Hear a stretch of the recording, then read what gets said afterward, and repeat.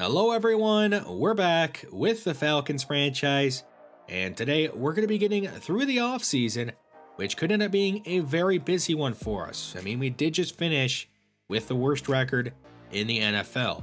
First, a couple of notable retirements. Tom Brady, he goes out on top. He won the MVP, the Super Bowl, and Super Bowl MVP.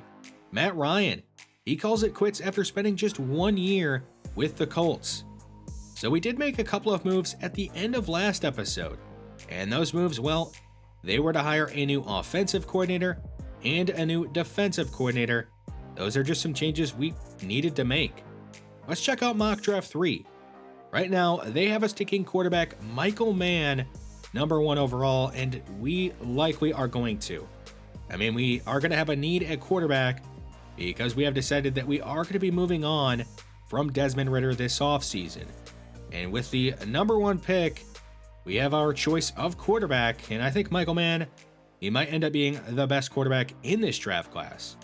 A quick draft story, this one about Teron Wakefield, a running back out of northern Iowa.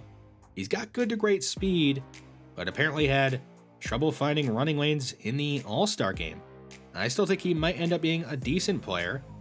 On to the re-signing period, we're going to start with Najee Johnson. He completed a breakout scenario in his rookie year and went up to star dev, and is a player I want to keep around. So we're going to offer him a 4-year deal, and he is going to accept and stick around. Bo Melton, another second-year player, or a player going to be in his second season. He's got that elite speed. We'll also offer him a 4-year deal, and he's going to decline and test out free agency. Quinn Bowden Jr., another receiver, but a lot different of a player than Bo Melton. More of a after-the-catch kind of player. We'll offer him a 2-year deal, and he is also going to test out free agency. Alright, how about Andre Mintz, a very well-rounded edge rusher that actually has some athleticism. So a 2-year deal for him, and he is going to stick around. Jake Funk, I don't think he's really great at anything, but he's a good depth running back to have. So we'll offer him a 4-year deal, and he is going to test out free agency as well. Kayvon Barnes, he is more of a pure athlete at this point in his career. I mean, he's just not really that good in coverage, but I think he can become a good corner. So we offer him a 3-year deal, and he does accept it. The last player I would like to re-sign is Isaiah Oliver. He is up to star dev now after having a good year, and we're going to offer him a 3-year deal worth $12 million, and he's going to decline. We do still have a couple of more moves to make before we get to free agency, the first being to release Marcus Mariota. That's going to free up a good amount of extra cap space for us. Next, we're going to trade Casey Hayward Jr. to the Steelers, who need another cornerback, and in return, we'll get a 6th-round pick. Now Desmond Ridder. He is going to be traded to the Colts, who did just make the postseason, and of course had Matt Ryan retire, so they need a quarterback, and they get one for a late 2nd-round pick. Cordell Patterson, it's not that he's a bad player, but I want a more traditional running back to lead our offense. So we're going to ship him off to Arizona for a 3rd-round pick, and they accept. So now we can head into free agency with about $62 million in available cap space. The first offer I am going to put out is for OBJ. The reason being, I think we need a veteran number 1 receiver. Yannick Ngakoue, he would just be a straight-up upgrade for us at one of those 2 edge rushing spots. Harris, he's a more traditional running back, but you can see the Dolphins, they are also going for him. And Isaiah Oliver, he doesn't really want to come back, so we're going to try to replace him by getting Sean Murphy-Bunting and Greedy Williams. Do we actually get anyone? We do. We get OBJ, Sean Murphy-Bunting, and Greedy Williams. So OBJ, this contract, it is pretty risky. It's a 4-year deal worth $60 million, and he is coming off of that torn ACL, didn't play at all last year, is now 30 years old, but I'm not really that worried. I do think he does still have some stuff left in the tank, and he should allow Drake London to not be covered by the other team's number 1 cornerback. Speaking of cornerbacks, we did just sign 2 of them. Sean Murphy-Bunting, his deal, 5 years, $35 million. Greedy Williams, his deal, 6 years, $30 million. The reason we signed 2 cornerbacks, well, that's because our base defense this year, it's going to be the nickel. I mean, that is basically what we ran last year, but now we're going to have better cornerbacks to allow us to be hopefully better at it. For the 2nd round of free agency, we do still have the offer out there for Ngakoue, but we have some more competition for him. We have pivoted to Penny at running back. We're going after Brian Bulaga at right tackle, Daquan Jones at defensive tackle, and Geno Smith at quarterback. Do we get any of them? We do. We get Ngakoue to sign. That's kind of surprising because it didn't look like we had the top offer. He ended up signing a 3-year deal worth $48 million. He's not an elite edge rusher per se, but he's a very good one and should pair well with Ebiketie and allow Anai to be some very good depth for us. We advance on through another round of free agency and we were able to sign right tackle Brian Bulaga. Now, he is not a long-term solution by any means. I mean, he is 34 years old, but he can play for us for at least a year, and he's got the mentor tag, which always helps out. Let's take a look at some combine results, starting with Michael Mann. He has elite throw power and looks to be faster than I originally thought. Speaking of fast, that's what Teron Wakefield is. He may have had a negative draft story, but he did run the fastest 40-yard dash time of any running back. I know tight end is not a huge need for us, but there are just a couple of players that look like they have too much talent, and especially for where they're projected to be going, and it's just going to be tough for me to pass up on both of them, and that would be Cliff Durant and Sam Bates. I think we're going to end up taking at least one of them. Left tackle Artie Bradley, look at the combine results. He's a player I think we absolutely have to draft. Speaking of must drafts, that's what Connor Wilkins is. He has first or second round talent, and besides the bench press, everything else at the combine, it was pretty good. So back to free agency, we have increased the offer for Rashad Penny a little bit. We have an offer out there for Max Williams, still the offer for Daquan Jones, and a couple of offers for some backup quarterbacks. We do end up getting Rashad Penny to sign. It is a 3-year deal worth $13.5 million. And again, this is another risky deal because Penny, he has never stayed healthy for an entire season in his career. So we're probably going to add some more at running back. We get Eric Tomlinson to be a nice depth tight end. It's just a 1-year deal. He's 31, not the best pass catcher, but he could be a good run blocker for us. Mock draft 4 still has us taking quarterback Michael Mann, but more importantly, Artie Bradley is projected to go at the end of the first round. So if we want him, we may have to trade back up into the end of the first round to have a chance to take him. And we do end up picking up AJ Terrell's 5th-year option.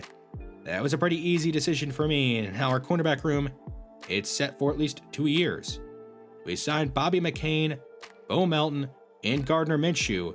So let's start with Gardner Minshew. It's just a 1-year deal. We needed a quarterback on the roster. We only had Felipe Franks, who did have a last game. That was pretty impressive, but I mean, we don't really want him to be your backup quarterback going into the year. Bo Melton, it's a 2-year deal, a very cheap one, a very low-risk one, because it has no signing bonus, so we could cut him if we want to. Same thing here with Bobby McCain, just a 1-year deal though. He is not guaranteed a roster spot. He's going to have to battle for one in the preseason, but he's got some pretty good ratings and probably will end up making the team. Lynn Bowden Jr., Jake Funk, Daquan Jones, and Elijah Lee, they all sign with us. Jake Funk, it's a 4-year deal and a very team-friendly one. No signing bonus, and that means he's likely to stay on the team just because it's so cheap. Lynn Bowden Jr., he got the same deal as Bo Melton. He could be a good depth receiver and a good kick returner and punt returner for us. Daquan Jones, a 1-year deal. We needed a veteran run stopper on the team that could play on early downs, and he could be that. Elijah Lee, it's just a 1-year throwaway deal that maybe he makes the team, maybe he doesn't, and we're going to do the same thing here with Delshon Phillips, just a 1-year deal. They're going to compete for a spot on the roster in the preseason. We are now actually going to trade away a linebacker. We're going to send Walker and a 6th-round pick to the Jets for a 5th-round pick, and they are going to accept that. Let's pick a couple of players for a private workout. The first being halfback Teron Wakefield. I mean, the speed, it's just too intriguing. If he even has a decent skill set, he could be a really good player. Tight end Sam Bates is another we have to pick for this because if his skill set is close to Cliff Durant's, then, I mean, you'd rather take Bates because he's projected to go a whole round later. Defensive tackle Dalton Truman is the last one we're going to pick. His combine, not the most impressive, but his skill set, we want to know a bit more about that. The last free agent signing we made, it's Jamal Williams. It's just a one-year deal. He has been a very consistent backup throughout his entire career, and that's what we wanted of him now. I mean, you can see his skill set. He's even a pretty good pass catcher and should fit in nicely with the rest of our running backs. Now we can take a look around the league and see what other teams were doing in free agency. The Colts ended up signing Jimmy Garoppolo, so I would assume it's going to be a battle between him and Ritter on who is actually going to get that starting spot. And you may have thought that we were pretty busy in free agency, but the team I would say was the most busy, it was actually the Texans. They signed Tony Pollard, Nate Davis at right guard. On defense, they added Marcus Davenport, so he's out of our division. That's awesome. TJ Edwards at middle linebacker, Taylor Rapp at free safety. I mean, they were just signing basically a player at every position. And it's not that we weren't doing that, but I guess when you're bad, you do need to be aggressive in free agency, and that's what both teams were doing. And if you're wondering, Isaiah Oliver ended up signing with another team in the NFC in the Minnesota Vikings, so we're going to have to play him at least at some point. And look at what our roster looks like post-free agency and pre-draft. You can see this team, it still has some pretty big holes on it, and we better fix it in the draft. Hey, look at the final mock draft. They still have us taking Michael Mann number 1 overall. No surprise there, but more importantly, Artie Bradley. He is still projected to go at the end of the first round. So if we want him, it looks like we're going to have to trade up. The update for halfback Teron Wakefield, it's not a good one. He does not look very good. Tight end Sam Bates, he's solid, but just doesn't appear to be as good as Cliff Durant. And Dalton Truman, maybe his ceiling isn't the highest, but he's got good block shedding and play rec, and maybe could play pretty early in his career. Let's just get into the draft though. We do have the number 1 overall pick, and we are going to use it on Michael Mann. He is 6'6", 227, 23 years old, out of Jackson State. Elite throw power, looks to be a little bit mobile, good accuracy down the field, and hopefully he can be a franchise quarterback because we're drafting him, and he's got normal dev. 95 throw power is awesome, and the speed's an 80, but what's his overall going to be? Durante Jennings, he ends up going number 2 overall to the Texans. At 3, the Seahawks take a quarterback in Glenn Lafferty, keeping him in state. Jack Westbrook, he's going to the Lions. He was another quarterback that was projected to go top 5. Tavarius Lamb, he's going to the Texans. Jalen Peterson is going to the Jaguars. Terrell Bowles going to the Giants. Now we are midway through the first. And Eric Samuels, another top 5 projected pick. He slides all the way down to the middle of the first round. David Diaz going to the Panthers. And now the left tackles are starting to come off the board. They go back to back, and we got to trade up. We're going to trade up with the Cardinals. We'll give up our early 2nd round pick, a 3rd round pick, and a 5th to move up into the 1st round. And we are going to draft Artie Bradley, 6'5", 316, 21 years old, out of Notre Dame. I mean, the combine and the pro day are just insane, and the skill set looks really good. We got to draft him here, and let's see what he looks like. He's got hidden dev, 89 strength, 74 speed. He can move for a big boy, and it looks like he could be a really good player for us. The last pick in the 1st round is Ethan Howard, going to the Buccaneers. The first tight end off the board is Damon Davis. And there is Eric Cohen, the Heisman-winning quarterback. He goes to the Bills to be a backup behind Josh Allen. The Panthers add another defensive lineman. Jason Baisley goes to the Seahawks, and Shaquille Meredith goes to the Saints, putting us back on the clock at pick 27 in the 2nd round. We have a couple of options here. One is Cliff Durant, but like I talked about earlier, tight end, not our biggest need, and there is always Sam Bates, who is projected to go around later. Strong safety, it's a position of need, and there is Lance Gaffney, who had a pretty good combine and pro day, but the problem with him is that his zone might not be that good. Connor Wilkins, he's got 1st or 2nd round talent. It is a player that we absolutely want to draft, but he might last a little bit longer in the draft. So after thinking about it for a while, I think Cliff Durant is just too good. I mean, we have to draft him. Just look at the combine and pro day, look at the skill set. We're going to draft him. We're going to pair him with Kyle Pitts. Let's draft him right now. He's got hit dev, 86 speed, 80 change of direction. And hopefully his overall is good, and he could be with us for a long time paired with Kyle Pitts. Unfortunately, Lance Gaffney goes the very next pick, and Jake Samuels, he is going to the rival Buccaneers. And we are back on the clock with the first pick in the third round. We're going to draft Kenny Blanchard. He is the only other safety in this draft class that I think has the potential to start early in his career. I mean, maybe he's not the best in zone, but let's draft him. He's got hidden dev as well. 88 speed. Hopefully the coverage is good. We are going to trade back up in the third round. We're going to give up pick 76, pick 109, and move up to pick 68, where we are going to draft Connor Wilkins. We're not going to risk any further of another team sniping him from right underneath of our noses. Let's draft him. I mean, he's got the good talent, and he does have hidden dev. That is expected. 85 strength. We'll see what his overall looks like in a little bit. Another left guard there, Michael Holloway. We did have some interest in him. He ends up going to the Jets. Sam Bates ends up going to the Colts. Deron Wakefield, I don't know how good he's going to be, but he goes to the Broncos. And Landon Bell goes to the Buccaneers. We are now back on the clock with the first pick in the fourth round, and we're going to use it on Dalton Truman. He may have not had the most impressive combine or pro day. Besides the bench press, he may not be able to rush the passer, but he can't stop the run, it looks like. So we take him, and he's got 94 strength, only normal dev. Hopefully the ratings are good. Let's trade up into the fifth round. We're going to use pick 165, pick 188 to acquire pick 131 from the Seahawks. They accept. And with this pick, we're taking a halfback. Jarvis Kramer, 6'1", 222, 22 years old, out of Arizona State. Very fast, a good bench press, and the skill set, that looks really good to me. I think he's worth a fifth round pick. So let's take him right now. And he's got normal dev, 90 speed. The change of direction, that's kind of low though. We advance on into the seventh and final round of the draft. We actually have two picks in this round, and we're going to use the first one on a fullback. I know, not the most exciting pick, but it is a position of need, and he can lead block, he can pass block. I'm assuming he can also run block, so we draft him. Normal dev, that's expected. Hopefully, the run block is good. With our last pick in the draft, we're going to take a punter in Caleb Thigpen. He's got great kick power, and for whatever it's worth, is the fastest punter in the class. The kick accuracy kind of sucks, but we take him anyway. He's got 94 power and 82 speed. Let's check out our entire draft class, starting with Michael Mann. He's a 76 overall and is already the 20th highest rated quarterback in the entire NFL. Looking at his ratings, they're pretty good. If he had hidden dev, we would have nailed the pick, I would say, but he's only got normal dev. He's got to increase that.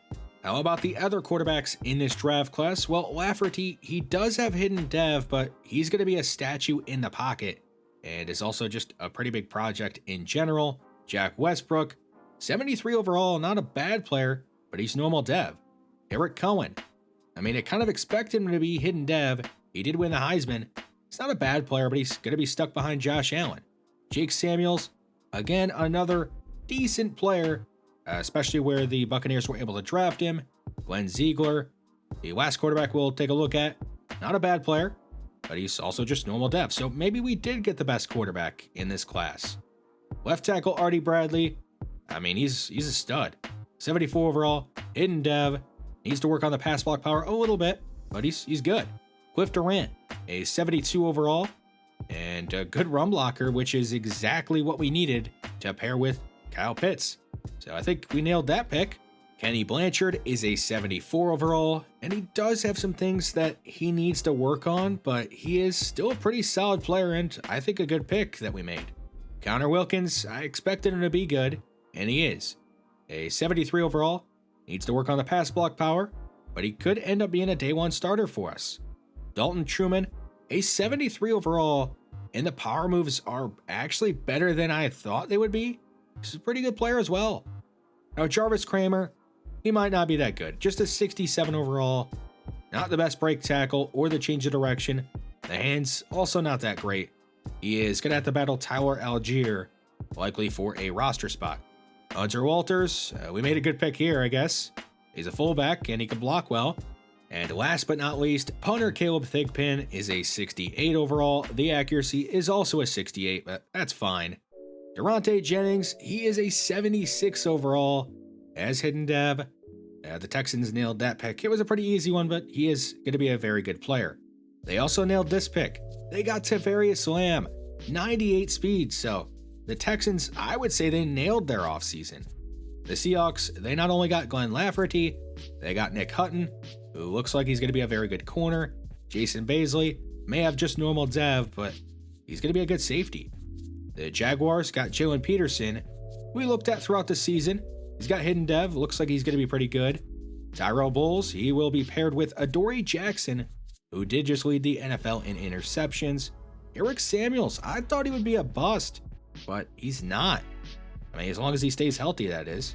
Lance Gaffney, hidden dev, 73 overall, pretty good. I'm still glad that we got Kenny Blanchard. Michael Holloway ended up having hidden dev, and he's pretty good overall.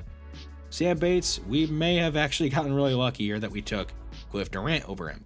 But he's not a bad player, he just only has normal dev. Teron Wakefield, yeah, we were right about this one. Just normal dev, the speed is good, he could be of some use, but not an elite talent like Landon Bell is, of course, going to the Buccaneers. Great, we have to play him, he's going to be the backup to Leonard Fournette. They also were able to get a hidden dev center in Ethan Howard. So the Buccaneers really, I would say they nailed their draft class. May have not been the best offseason for them, but it was a good draft. As for the Panthers draft class, they were only able to get one hidden dev player, and it was their first round pick, David Diaz, who seems like he's going to be alright, but is more of a project, at least in my opinion. How about your opinion? Let me know down below what you thought about our draft and about our offseason in general. Next time, we'll get through the preseason, and hopefully the team looks better than it did in year number 1. But thanks for watching this one, and I will see you then.